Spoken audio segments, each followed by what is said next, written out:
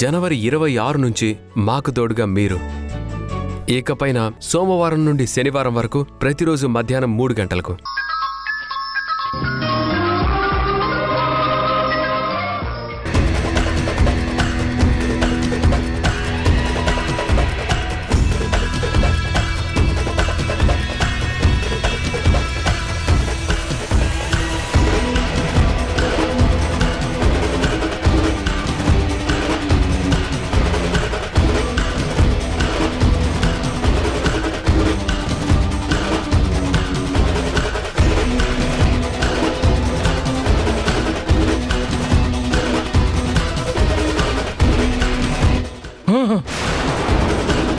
మారుతిరావు, ఏమైంది? మావయ్య తప్పుగా అనుకోక మారుతిరావు, నాకు వేరే దారి లేక నీ పేరు చెప్పాల్సి వచ్చింది. ఫీల్ అవకే. మావయ్య మావయ్య మావయ్య ఏటైంది? ఏమైంది అంటావేంటి దేవా? అనుకున్నదే అయ్యింది. తీర్పు వాళ్ళకి అనుకూలంగా వచ్చింది.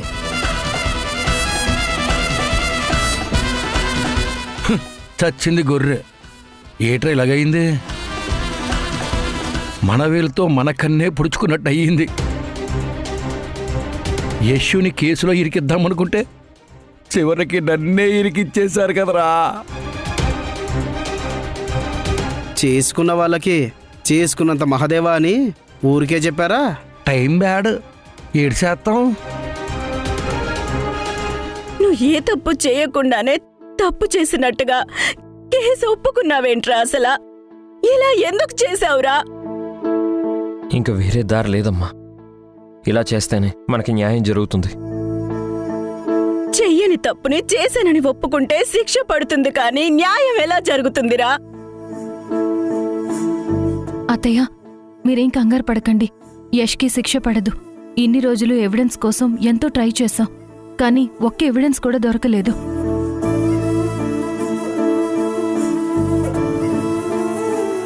ఫ్రాడ్ చేశాడు అని నింద వేసిన యష్ని ఇప్పుడు కేసులో ప్రధాన ఎవిడెన్స్గా మార్చాము.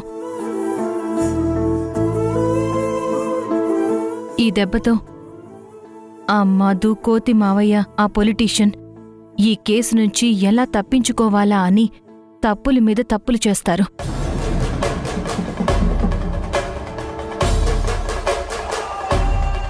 ఏదో ఒకసారి మనకి దొరికిపోతారు. అప్పుడు అసలు ప్రాజెక్ట్లో ఫ్రాడ్ చేసింది వాళ్ళు అని కోర్టులో ఎవిడెన్స్లు సబ్మిట్ చేసి వాళ్ళకి జైలు శిక్ష పడేలా చేసి యష్ని నిర్దోషిగా బయటికి తీసుకొస్తాను. అవునంటీ, సింధు వేసిన ప్లాన్ పర్ఫెక్ట్గా ఉంది. యష్ సేఫ్గా కేసు నుంచి బయటికి రావాలంటే ఇలా చేయడమే కరెక్ట్. ఎంక్వైరీ కమిషన్ రిపోర్ట్ వచ్చేంత వరకు జడ్జిమెంట్ ఇవ్వరు. ఈలోపు సింధు చేయాల్సింది చేస్తుంది. మీరేం భయపడకండి.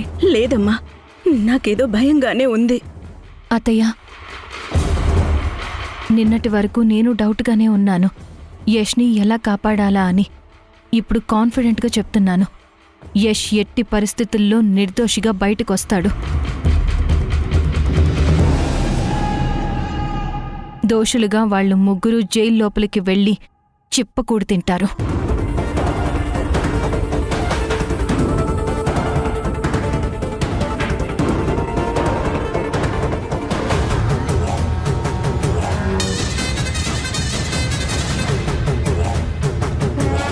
అమ్మా, ఒక్క నిమిషం. సింధు, ఇలా రా.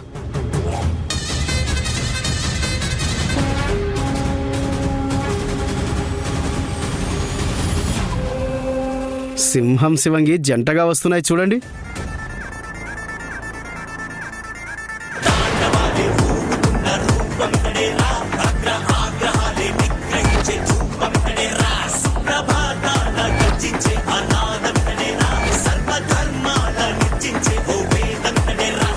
నిన్నటిదాకా గొడవ పడ్డ వాళ్ళు ఇప్పుడు ఐకమత్యంతో ఎలా కలిసి వస్తున్నారో చూడు. కలిసి ఉంటేనే కలదు సుఖం దేవా. నిజమేరా పులే. సింధు యశుల మధ్యలో ఉన్న ఐకమత్యం మనలో లేదు. మీరేట్రా అంటే నన్నే వెన్నుపోటు పొడిశారు. మొదటి నుండి చేసిందంతా ఈ మధు, ఈ పొలిటీషియను. ఇప్పుడు కోర్టులో చెప్పింది మాత్రం నా పేరు. నాకు ఇంత నమ్మక ద్రోహం చేయాలని అసలు మీకు ఎలా అనిపించింది?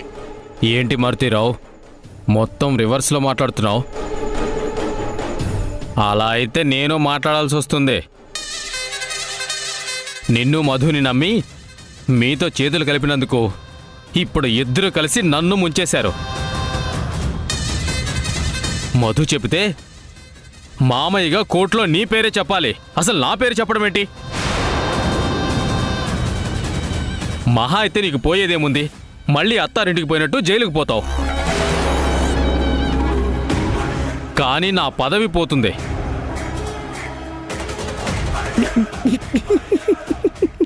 నేను ఇన్నేళ్లు సంపాదించుకున్న కెరియర్, క్యాడర్, పొలిటికల్ లైఫ్ మొత్తం పోతుందయ్యా.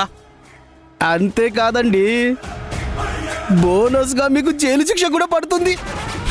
నువ్వు ఉండరా, అసలు నేను చస్తుంటే నువ్వు ఇంకా భయపెడుతున్నావు. నువ్వున్నావన్న ధైర్యంతోనే కదా మావయ్య నువ్వు చెప్పిందల్లా మేం చేశాం. మరిప్పుడు మాది నమ్మక ద్రోహం అంటావేంటి? ఈ ప్లాన్స్ అన్నీ నువ్వే కదా వేసింది, అవన్నీ రివర్స్ అయ్యాయి. నీ తెలివి తక్కువతనానికి మమ్మల్ని నిందించటం ఎంతవరకు కరెక్ట్ మావయ్య? నిన్ను నమ్మినందుకు నీతో పాటు మమ్మల్ని కూడా జైలుకి తీసుకువెళ్ళేలా ఉన్నావు.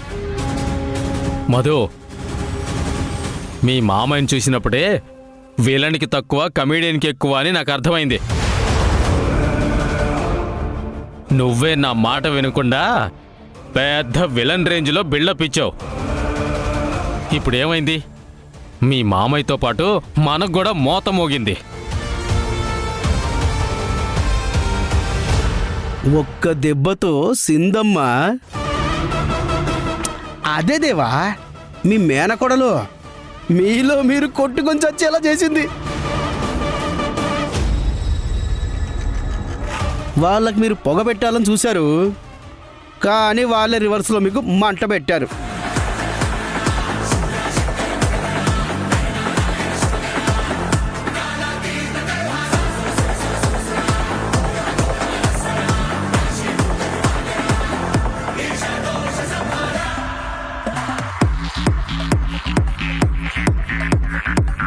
ఏంటి కోతి మారుతి, మారుతి కోతి?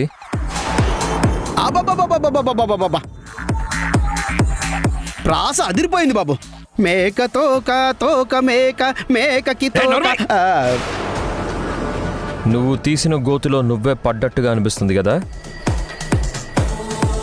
మా కోతి మామ పడడమే కాదు యష్, తనతో పాటు పాపం మధుని, పొలిటీషియన్ని కూడా ఆ గొయ్యిలో పడేలా చేశాడు. కరెక్ట్గా చెప్పేవు సింధు. మన శత్రువును పొగుడుతావా? సిగ్గులేదు నీకు? నీతో కలిశాక నాకు సిగ్గే కాదు, నాకు సర్వస్వం పోయాయి. అబ్బా మీ గోల ఆపండి. సిందమ్మ యష్ బాబు మీతో ఏదో మాట్లాడాలని వచ్చారు, మధ్యలో డిస్టర్బ్ చేయకండి. శ్రద్ధగా వినండి, మీరు చెప్పండి. శ్రద్ధగా వినడానికి వాళ్ళు ఏమైనా పాఠం చెప్పడానికి వచ్చారా? గుణపాఠం చెప్పడానికి వచ్చారు. బాగా చెప్పావు మూతి. ఆ? బాబు రూమ్ మిస్ అయింది. ఈటీవీ ప్రేక్షకులకి నమస్కారం. ఊర్మిళను ఎదిరిస్తూ మేం చేస్తున్న ప్రయాణానికి మీరు చూపిస్తున్న ప్రేమకి కృతజ్ఞతలు తెలుపుతూ ఇకపై జనవరి 26 నుంచి సోమవారం నుండి శనివారం వరకు ప్రతిరోజు మధ్యాహ్నం 3 గంటలకి మిమ్మల్ని పలకరించబోతుంది.